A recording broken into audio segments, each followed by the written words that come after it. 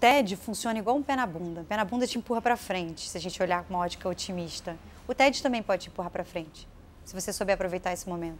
Sempre tinham me perguntado muito se eu já tive experiência de ócio, se eu já tinha ficado algum tempo sem fazer nada, olhando, né, para o teto. E eu não entendia bem o objetivo daquilo, né? Serve para que isso, não fazer nada?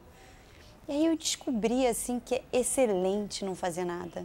Que é uma coisa, assim, uma das melhores coisas que existem. Ser contemplativo, não ter uma agenda cheia. Isso pode ser mais produtivo do que se manter ocupado. Patrícia Cotton, take 1. A primeira vez que eu vi o termo tédio ser tratado de uma maneira mais profunda, filosófica, foi quando eu estava estudando jornalismo na PUC e a gente começou a estudar Schopenhauer, numa eletiva de filosofia.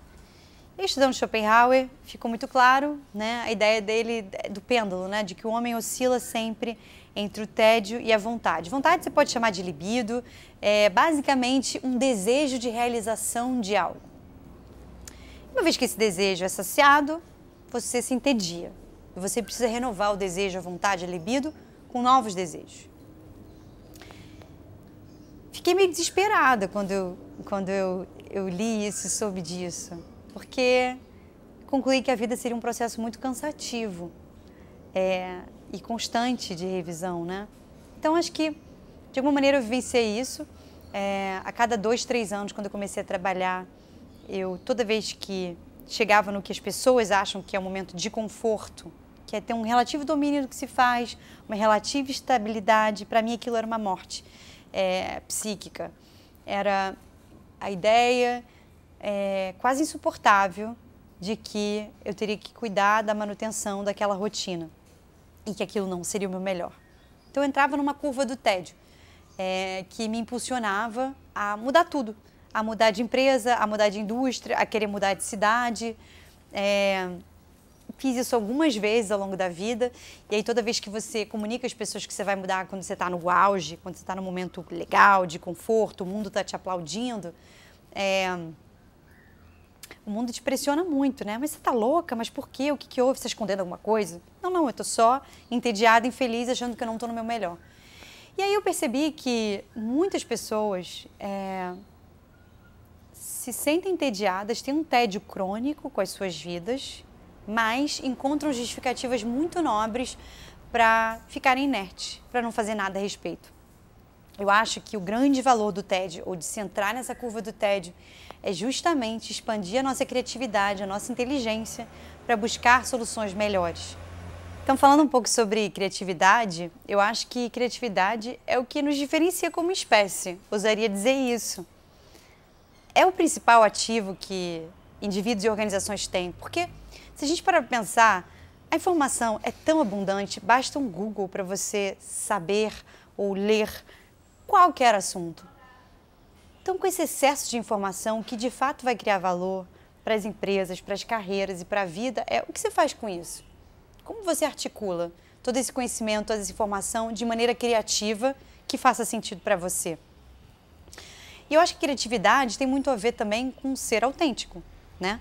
Você pensar de uma maneira própria, única, íntegra e respeitar isso. Isso é uma vantagem competitiva, de certa forma. É a única coisa que não pode ser copiada, quem você é, ou quem o seu negócio é, tal qual ele é formatado. Então, eu acho super importante que a gente tenha um olhar de estímulo para a criatividade.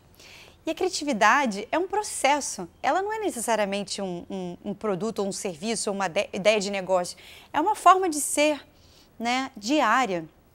Por que a gente se torna refém das rotinas e dos hábitos e não se permite fazer as coisas diferentes, mudar a lente, né, mudar a maneira de ver as coisas, para que a gente tenha mais prazer em última instância. Eu acho que a criatividade traz isso, ela traz uma liberdade de criar o novo, que está à nossa disposição o tempo inteiro.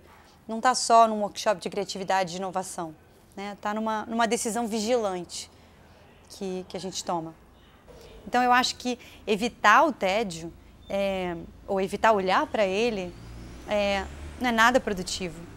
E o que eu acho preocupante é que a gente vive nesse momento de correria, de hiperconectividade, de comunicação fragmentada, de excesso de troca nas redes sociais, no WhatsApp. E isso nos distrai e nos aliena do que de fato é mais importante, que é o que não está tão bom e o que pode ser mudado.